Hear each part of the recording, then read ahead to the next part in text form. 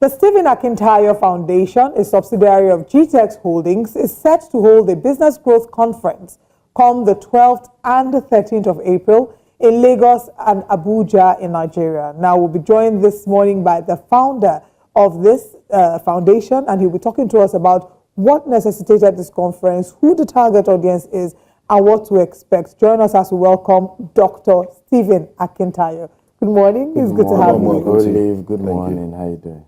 Very well. Good to have you. Yeah. So let's talk about the Business Growth Conference and, how this idea came about. Where were you when the idea came to you, and what were you looking to achieve with it? Well, good question. One of the major for me was my trajectory in growing our business had been a real organic one, and it's been tough. And we know how we started our company with just 1,000 naira 17 years ago. Yes, and we're on 4 continents of the world today. But it was all organic. I was bootstrapping. In fact, until we moved to US, it was all bootstrapped all through, right? So it's as you sell, you spend, you don't have that external funding coming in to help grow the business. And so when I look at it, at some point I'm saying we need to be grateful for where we are. We're not where we want to be, but we're not where we used to be. And interviewing and mentoring younger entrepreneurs, I realized that some things that are now normal to our organization are things they are still struggling with. And I strongly believe that Nigeria will change with entrepreneurs, increasing number of entrepreneurs who can scale. If we can boast of 1 million companies that do over 1 billion naira in turnover, you will see how many people will be employed. You see how the unemployment rate will go down. But the challenge is an average business. I mean, a lot of us are doing business. We're having more young people trying to do business, but these are business less than 5 million annual income, 10 million naira annual income. And they're basic, simple things that if we begin to work with them on, we just help them move to the next level.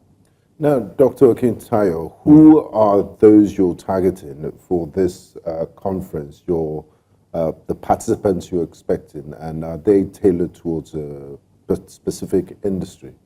Yeah, basically we're looking at small, it's no specific industry, but small business owners who have grown the business to a level and are frustrated and just say, I want to move to at least, let's begin to do 1 billion naira in turnover to be less scale. And then maybe we also want to think of moving internationally. A lot of people were surprised when we moved to Dubai, US, UK. Now we're opening our office next month in April, in Doha as well in April, in Qatar. So how do you do these things? How do you really scale? I argue that there's so much mentorship around the 2 major sectors we complain is doing well, politics and churches, right? But what you see at that level is strong mentorship. You can call it godfatherism, you can call it my father in the Lord, but there's strong mentorship. Everybody has somebody they are looking up to. The level of hierarchy. Yes, but you don't find that in business. And yes, partly we can blame some of us who are a bit more fortunate that were not intentional, but for me personally, it was a decision to say, because growing up, I told God, if you really help my business scale, I'm going to pull as many people as I can. Well, I mean, it's very interesting going back to you sharing the journey of your business and how you started from 1,000 naira and you scaled to the point that you're even setting up in Doha next month. What would you say are some of the core principles that you're looking to explore in the course of teaching other small business owners how they can scale their business? And is it really possible? I think the first is consistency. Our generation, it's a microwave generation, Instagram, AI, everything is fast. But anything that will last will take time. Things takes time. 17 years for us is not child's play. If a 17-year-old walk here, it's almost an adult. Pre-adult. Exactly. Right? So things takes time, and you need to be consistent. Today you're doing, manufacturing. Tomorrow is agriculture. Next tomorrow you say that one is not working. We're moving to this. Instead of saying, how do we change the methodology? What are some of the strategies? Who has gone ahead of me that I can learn from? Of course, mentorship is also not free. We need to also balance those arguments, because sometimes people just expect like you owe them. But nothing is free. The time isn't there for most successful entrepreneurs, and there's a cost to many things. You may not see the cost, but there's a cost. And so I think it's both parties that need to begin to adjust. I must be willing to either serve to be mentored or pay to be mentored. In America, no matter how rich you are, you have a mentorship program, and you charge people for it. This March, I'm going for one of my real estate mentors, Grant Cardone, control over $8 billion worth of real estate asset. I learned a lot of what we're doing in the US from him. I'm going for his conference this March, and I'm paying $25,000 for 3 days to sit under him and learn. And this is a guy who is multi-billionaire in dollars. Now in Nigeria, you charge that, people are saying, with all the blessing of God on his life, he doesn't want to give it freely. He doesn't want to give it freely. And so we are not encouraging people to say, well, maybe it's worth my time to charge a token and spend that time.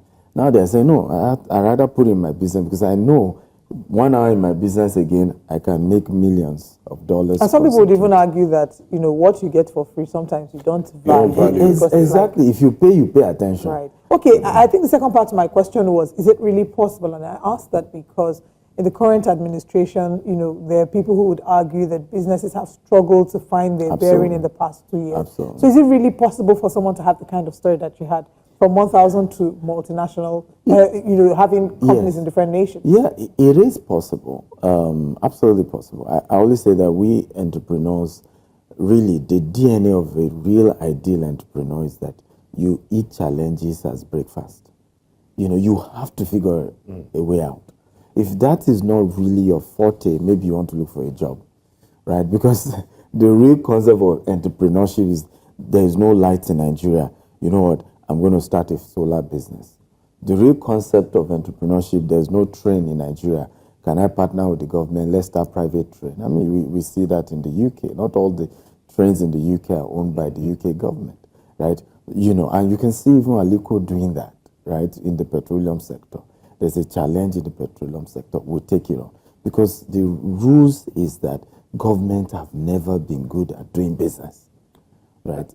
And that brings me to my next question. I'm happy you mentioned the government side. Now, this conference, is it only open to private sector? Because, the nation is built by the regulators, the government side, and of course the private sector. It takes synergy between both. Are you open to having senior civil servants, perhaps, and people from the government sector attend this conference to learn? Absolutely. What can they learn? I think they can learn to really even understand we entrepreneurs, how we think, what are the challenges, what we're going through, and how they, as government agencies, can support. There's this draconian methodology to governance in Africa that is killing businesses. You just sit down and say, I'm the director of this. If they don't come to my office, they're in trouble. That's not really how it works. Because you want them to succeed. The more they succeed, the more people they're will have reducing jobs, unemployment, they're paying more taxes. Taxes. So it's a symbiotic relationship that needs to happen. I look forward, and I think it's until we start running government agencies like a business, and that's why they need to come as well, to say, how do I begin to restructure that our officers come early to work, that the tone when somebody comes for something, policies. Yes, even the tone. I come for some permits, you can welcome, sir. It goes a long way. In developed world, UAE is one of the countries we operate business.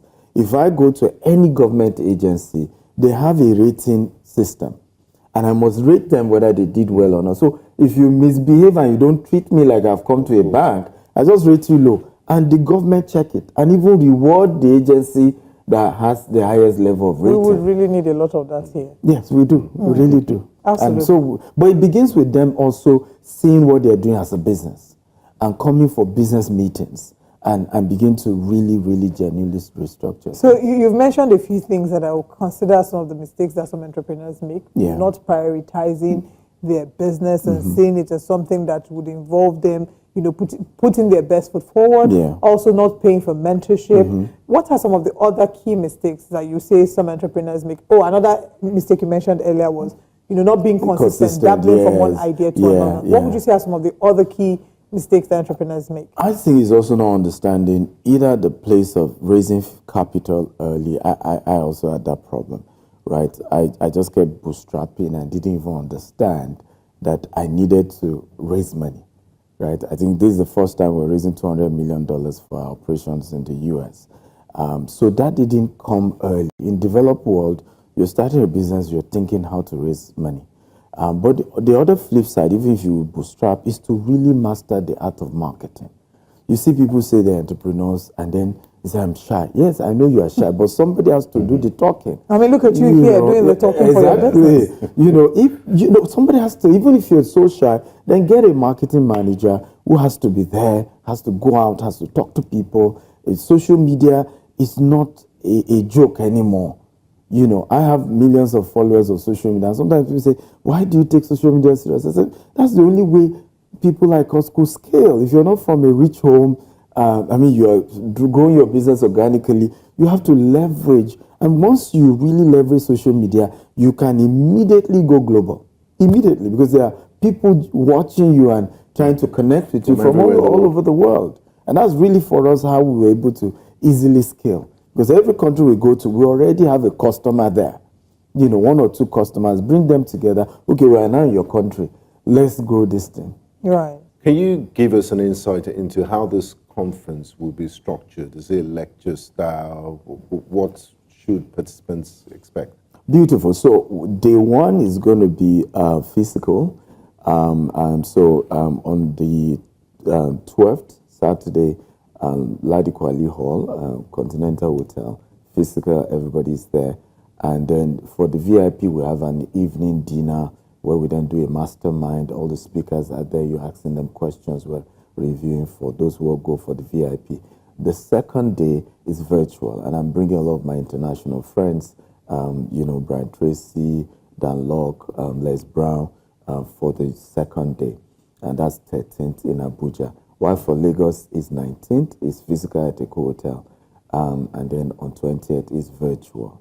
So that's the model, yeah. All right, sounds really interesting. And for people who are maybe looking to explore entrepreneurship, I know you said it's targeted at those who have built to a certain level. There are many people who are starting to think, you know what, maybe I would like to try it out. And the argument about whether entrepreneurs are born or are made has been a long and age-old argument. But is it also something that budding entrepreneurs should consider? Yes, absolutely. They should, because believe it or not, I learned about marriage at the age of 14. I had a proprietor who will sit us down and start telling us marriage. And I remember him saying, you will think you don't need this now, but the day when you will need it, you won't have people like me. And that's exactly what happened. By the time I was getting married, there was really no solid people who could give me advice as to how in fact, the headache and the whole structure, that's the story. Those who know me know the story. But it was that reservoir of what I had gotten when I was younger, that, okay, this is how you treat your wife. This is what you say. This is how you calm down when things are not the way you want and all that. So as an entrepreneur, never feel that some knowledge, I don't need it now. No, the day you need it, your mind will not even be there to say, I need to go and get some advice. Those things is about being prepared ahead of time. Right. Yeah, and as to the question of are entrepreneurs born, will anybody trust themselves with a born doctor or a born pilot? That's a valid one. Right? Yeah. So there's no born entrepreneur. We have to, and the learning is not a destination, it's a journey. All right. Speaking about this learning being a journey, how can people access information about the conference? How can they get tickets? Yes, so they can go to www.businessgrowthconference.org, businessgrowthconference.org, and, all the informations are there. I think they're also scrolling the numbers on the screen. Quickly go there. I think regular tickets are now available and for a few weeks, and then we have the late tickets. So if you don't pay on time, you have to pay a little bit more. But it's going to be great. One of the things we're also doing is to have a mentorship program attached. I have something called the Akintayo University, where I brought all these Robert Kiyosaki, Dan Locke, John Maxwell, and they all have courses there. And so we're using that program beyond that conference. You are getting, some people are getting 3 months access, some are getting 6 months access, some are getting 1 year access. So there's mentorship beyond just that 2-day event. All right. Dr. Stephen Akintayo, founder of Stephen Akintayo Foundation, thank you so much for joining us. And we certainly wish you all the best with the Business Growth Conference. Thank you very much. I appreciate it.